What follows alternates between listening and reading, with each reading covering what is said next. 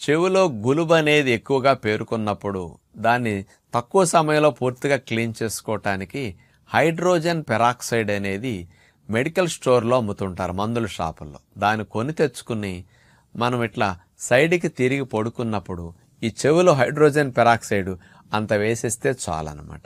ఒక 3-4 నిమిషాలు 2 నిమిషాలు ఉంచేసరికి హైడ్రోజన్ పెరాక్సైడ్ చెవిలో ఉన్న గులుబంతటిని మెత్తగా నానబెట్టి దానంతా కదిపేసి శుభ్రంగా ఇది పొంగుతుందన్నమాట. తర్వాత ఇట్లా అనేసి దాన్ని తుడిచేసుకుని శుభ్రంగా ఇయర్ బడ్స్తో కానీ దూత్తో కానీ చెవు మొత్తాన్ని అట్లా క్లీన్ చేసుకుంటే గులుబు మొత్తం పోతుంది. ఒక చెవు క్లీన్ చేసుకున్నాక హైడ్రోజన్ పెరాక్సైడ్ రెండో చెవిలో వేసుకుని అట్లా చేసుకుంటే గులుబు వల్ల వినికిడి తగ్గటం కానీ చెవులు ఇన్ఫెక్షన్ వచ్చే అవకాశాలు ఉంటాయి.